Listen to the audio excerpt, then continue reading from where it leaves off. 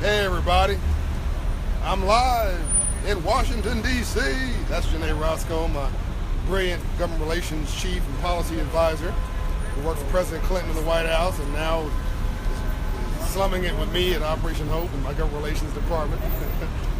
John Hope Bryant, founder, chairman, chief executive officer of Operation Hope, America's first and largest financial services network for the poor, the struggling class, the teetering class, folks with too much month at the end of their money. I'm here in Washington, D.C. The book, the memo's coming out in September. Make sure you pre-order it. Halo, Charlotte, North Carolina. I guess coming in as Greg. Here in D.C., I'm here in front of something really, hey, Texas signing in, JL signing in. I got your bracelets on, JL. So I'm in Washington, D.C., and I'm here to share some real history with you. So this is the site of the Wormley Hotel. This beautiful building. It's now Joe's Seafood, if you want to come check it out. But this building, I'm going to let you see the marker here. This building is a piece of our history. In this building in 1871, I want to get the year right, a black man, James Wormley, who's related to a friend of mine, by the way, opened a hotel at this site here in downtown DC. A black man, freed black man, opened not just any hotel. In fact, there were many African-American owners of hospitality suites and hotels and restaurants in that time in a free Washington, D.C. You weren't enslaved not at that time. By the way, there was what's the name of that house down the street, Janae? Decatur House. Decatur House down the street in the 1700s actually was slave quarters, and it was slave quarters until the early 1800s. In 1821, Yes. 1821, a black woman sued for her. 1829. 1829, a black woman sued for her freedom. I love it. Black women don't take no mess. A black woman sued her owners for her freedom in 1829 at the Decatur House. So go do some research on the Decatur House.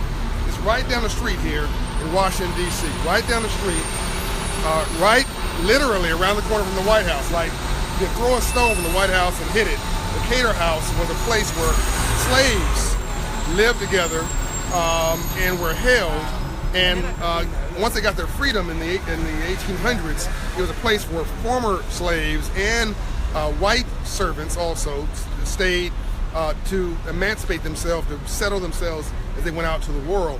But down the street from that, the Decatur House, is this corner, right around the corner from the Freedmen's Bank, where a black man owned this hotel. It's a very historic hotel. I'm going to read this to you. James Wormley, born 1819, lived to 1884, free-born like his parents, was one of a number of African-American entrepreneurs with downtown hospitality and service businesses. His 5-story Wormley Hotel opened here in 1871, catering primarily to a wealthy and politically powerful white clientele. It hosted the Wormley Hotel Conference. Now this is going to get deep here in a minute, at which Representatives Republican Rutherford B. Hayes and Democrat Samuel Tilden brokered a deal over the contested presidential election of 1876. This is what happens when you don't get engaged in your own election and thinks that nothing matters, I'm not going to vote and whatever. It don't really matter what goes on. Watch this. This compromise of 1877 led to Hayes assuming the presidency, the removal of troops from the South, and the end of federal Reconstruction. I'm going to break this down for you in a minute. Wormley's son sold the hotel in 1893, and Union Trust Bank replaced it in 1906. Now, I want to step back and just see this beautiful structure behind me.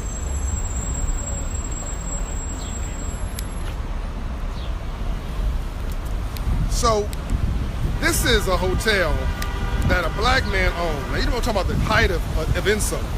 A black man owned this hotel, running a good business, and some folk come to his hotel and broker a deal. This is right after the Freedmen's Bank of 1865, 1871. And they broker a deal that removes federal troops from the South. In other words, in order to become president, some fool, Hayes, agreed to pull out all federal troops out of the South, which is what the detractors of Abraham Lincoln absolutely wanted. The guy, Andrew Johnson, I believe his name, who took over after Lincoln, said, I cannot reverse what Lincoln did, but I sure can't ignore it. How you doing? Operation Operation Hope, not Push. Hope. Yes, that's it. I knew it. That's Operation. That's it. Operation Hope, not Operation Push. But that's very nice of her. Hello. Alexander Andrew Johnson, the president after Lincoln, wanted to reverse everything Lincoln did, including all these so-called rights for blacks. Lincoln, by the way, his life was threatened after Booth heard a speech that Lincoln gave in 1865 that asked for the right to vote for blacks. Once he heard that, he said, okay, the Civil War is one thing. You want black folks to have the right to vote? I don't think so. And that's when he actually said, I'm going to kill Lincoln. His days are numbered. And a month later, Lincoln was assassinated. So for all of you who are hating on Lincoln and think he's an imperfect president, he gave his life so that he could have a vision. He ultimately morphed into a good vision and a moral leader, and he gave his life so that black folks would have the vote, and the vote came a year after that. Anyway, back to this guy, this brother who had these folks meeting in his restaurant. I'm sure he kicked them out if he could have, but these folks actually cut a deal. So Andrew Johnson almost got impeached. He got thrown out of office. Here comes this compromise, and basically the compromise is, if you will, I'll let you be president, but you got to remove all these federal troops out of the South. And the federal troops were really upholding the right of blacks to own land, to go to, all these things, go to school, to have their freedom. Once you remove federal troops out of the South, look, there's no street lights in 1865. There's no security. Once you remove federal troops out of the South, it's on and popping. So that's where the Rough Riders and the precursor to the Ku Klux Klan, it wasn't race-based. These folks were trying to run you off your land. What land? The land that came from Field Action 15 that I talked about, that came right before, 2 months before the Freedmen's Bank, 40 acres and a mule, you call that, and other rights that blacks had. So this was basically the end of Reconstruction. So this brother that owned this hotel presided over a conference. I'm sure he didn't know what was going on at the time, but imagine this: a black man owned this restaurant and hotel that presided over a conference that not only removed federal troops out of the South, it basically ended Reconstruction as we know it as a country. So if you want to know what happened in 1870, why you had, after the Civil War, you had a surge in black senators and black congresspeople and the sense of justice, and you had the Freedmen's Bureau, which created hospitals and hospitals and schools and education facilities, and of course the Freedmen's Bank of 1865, and how all that stuff came to a grinding halt in the 1870s. I just gave you your answer. It was the Hayes-Tilden Conference, a political deal cut by two insiders because this guy wanted to be president so bad. He's willing to throw the futures of free blacks and America's promise for freedom under the bus. He's willing to sacrifice the whole dang on thing. Everything that Lincoln and everybody gave their lives for, fighting for the Civil War and its ending and us coming together, was essentially reversed in 1871 with this dumb, ridiculous agreement that was cut at this man's hotel, and all the federal troops were pulled out of the South at that time. And now you're on your own. Now you got, and if you want to know where federal law, or local statutes and local laws banning you from stupid things like using a restroom or using a water fountain, why you can't go into a facility, because the civil rights really movement of the 1960s, Dr. King basically gave his life to get back to zero. Dr. King and my mentor Andrew Young, these were all civil rights bills, were enforcement actions, because you already had lady thinks I'm talking to myself, I'm on camera. You already had all these rights because the Civil Rights Bill of 1875 gave you these rights, and the Civil War of the 1871 put forth a new union. Of 1865 put forth a new union, and all this was set in place with the Freedmen's Bank. All this stuff was set in place, and then another deal was cut. I'm gonna write another book called The Second Civil War, because another set of deal was cut to reverse everything that Lincoln and everybody, and Frederick Douglass, and all these heroes and sheroes had done to make progress. It was all reversed, with some folks cutting deals and behind closed doors for their own benefit between 1865 and 1880.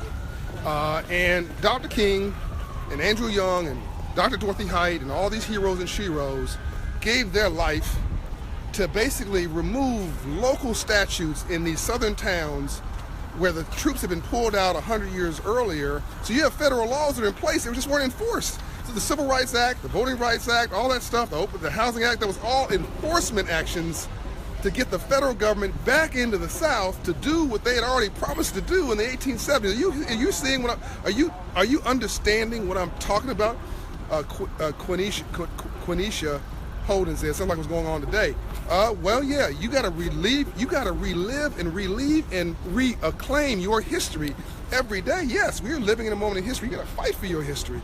No one's going to give it to you. You got to fight for your democracy, but you got to fight intelligently. Don't fight with your hands. Fight with your head. You got to solve poverty from the neck up, which is why I work real hard with those folks in the last administration across the street at the White House. Let me see if I can give you a good view. It's why I work real hard at the White House and at the Treasury Department right over here to remember our history and get the Freedmen's Bank renamed, which I worked last year to have done. I'm filming you, she's filming me. I don't know who you are, but if you're famous, I want to get. There you go. She said, you're famous, I want to get your picture. So we got the Secretary of the Treasury to rename the Treasury Annex building after 151 years as the Freedmen's Bank building in honor of former slaves who didn't get any credit, who put $52 million, $100 billion a day, 72,000 deposits with every dime they had after slavery into this bank. And guess where it was headquartered? Right here.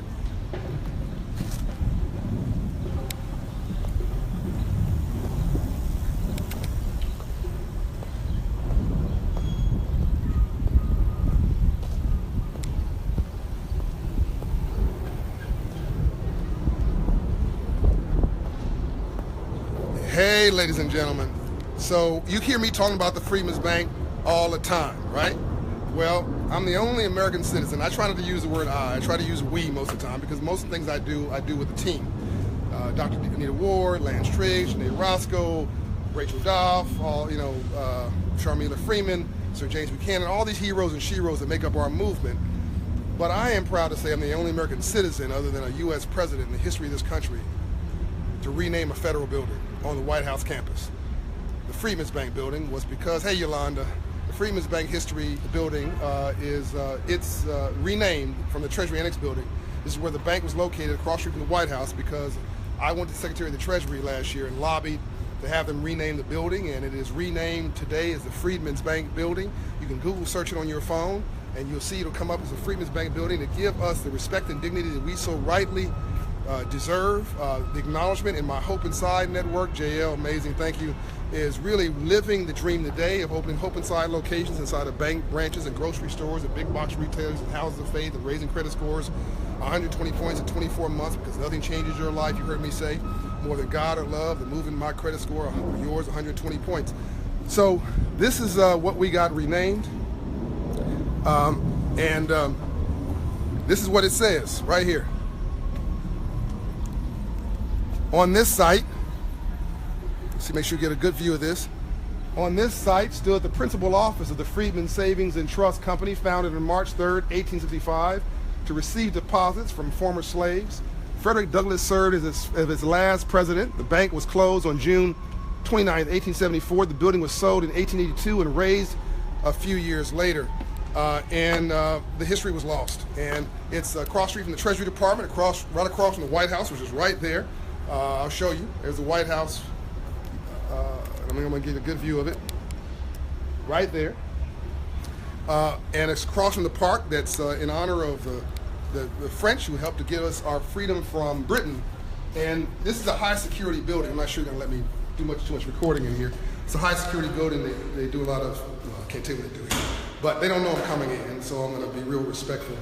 I'm just going to stand right here. I'm the one who got the building renamed to the Freedmen's Bank building. I'm on Facebook Live, just wanted to give him a shot of this little cabinet right here. So I'm not going to go in. You don't mind, I'm just going to give him a little shot of this cabinet. That's the Freedom. So this nice Secret Service agent's not going to shoot me. But I'm going to give you a shot right here of this cabinet. See here. Hold on, man. See if I can get the camera right. See that cabinet right there? That has a history of the Freedmen's Bank in it, and it has a plaque inside of it from Operation Hope to the Secretary of the Treasury, thanking him for renaming the building. And there's a library over there that if you pass through security cameras here, if you get to the security without buzzing, and they let you go to the library to do some research. Thank you, sir. Have a good day. This is my little treat for you today. I'm finished my meetings, met with the U.S. Treasurer, the lady who signs our currency, a nice lady, Hispanic appointee who's going to work on some interesting financial literacy work with us, with the Secretary of the Treasury, and met with FDIC Vice Chairman, and I'm about to catch a plane to Ohio to go meet with the governor there and open some new offices in Ohio, or talk about opening offices throughout Ohio, so anybody watching from Ohio, I'm coming your way. I will answer the questions offline. I got to go get my bag, change clothes, catch my plane to Ohio, the first one of which I've already missed. But I figured I could turn a problem into a necessity and do a video with you. Philadelphia in the house, Yolanda, I think it was Yuan, always, let me see here, he says, always taking us out on a field trip. Yuan. Josh, love you, brother, love you back. Dayton, Ohio, that's John T, I believe it is. Nick Taylor, you're awesome. Okay, love you back. Thank you very much. Lance, will you ever come to New Orleans? Yes, I will. Curtis, knowledge is power. You definitely got it, brother. Thank you very, very much. We're going to make smart sexy again. We've been making dumb sexy for too long. Cleveland, Ohio. I'm coming to Columbus tonight, but we have offices in Cleveland with the PNC. Leroy, love what you do. Gail Hunt, thank you so much. I hope you guys enjoyed today. This is the only building on the White House campus that has ever been renamed by a U.S. citizen, namely me, in America's history. It is the only building on the White House campus in honor of that honors former slaves, the African American experience. But it's not a black monument, it's an American monument that happens to feature African Americans because we are part of America. We helped to build America for free. Never got any credit for it. And this is my attempt to make sure we get some credit and that our story is embedded in the American story because we are America. We helped to build this country for free. And we want them to adopt some responsibility, them meaning the power structure for what we did to make this really the greatest country on the planet. And we want now our financial freedom. We want to get the memo. We want the federal government to make financial literacy a federal mandate to make financial literacy a right of every child at birth, to understand the free enterprise system so that it's what we don't know that we don't know that's killing us, but we think we know. We want folks to get the memo. That's my next book. So I want the federal government, as I've told them today, to make financial literacy the federal law, make financial literacy a requirement for every child, K through college, to make an electronic bank account a right of every child at birth, not an option, not something you can be taken away from you, but a bank account should be a right, and financial literacy should be a right, and that we should have a national credit score index that we then try to push across this country to get credit scores up, because all of our riots are in 500 credit score neighborhoods, urban and rural, and you've never had a riot in a 700 credit score community in America's history. Never, ever, of any race has been a riot in the 700 credit score community. 700 credit score communities don't riot, they want to go shopping. Okay? Folks need to get the memo. Somebody just said, let me see that was Red Crawford. Folks need to get the memo. Exactly. Well, I'm going to deliver the memo in September when the book comes out called The Memo. And for the moment, I'm just taking a brief break. I want to tell you that's the first federal building ever created in America. That's the U.S. Treasury Department. That is the only building that's to share a lawn with the White House. Right there. Shares the driveway, a lawn with the White House, the Treasury Department. Money. Money was, you think money's important? The first federal building ever created in America was the U.S. Treasury Department. It has a lawn and a driveway it shares with the White House and a tunnel underneath, because you cannot make policy without paying for it. So they had the Department of War on the other side. They made war decisions and they made policy decisions. They wouldn't pay for it and print the money, order for the money to be printed at the Treasury Department. And every federal office came out of the Treasury Department originally. Every office that you know of today came out of Treasury. So if you don't understand money, you don't understand America. This is an economic democracy, ladies and gentlemen. Even slavery, as abominable and horrible as it was about money. How do you build a country for free using a felony called slavery is what that was about. Don't get it twisted. Nobody cares enough about you to go halfway around the world to come here to enslave you just because they have nothing else to do. They did that so they can get paid for free and build a country with no responsibility and not paying you. Now I'm sick and tired of being pimped and used and abused and defrauded and just getting angry about it. I don't want to get angry. I want to get even. I don't want to hit you with a brick. I want to hit you with my American Express black card and knock you out. I'm out. Love you much. I'll answer questions when I get situated before I catch my plane. I love you enough to dedicate my life for civil rights. Unbought, unbossed, and unbiased. Coming to you straight and no chaser from Washington, D.C. Tell a friend. Share the message. Go to the library for this series, which is now over 31 million views, and find the video that empowers you and inspires you and that gets you going for a week, and then share it with 10 other friends. And tell them to like this page and follow it because this is a new movement. It's digital, it's online, and it's coming to you. I'm out.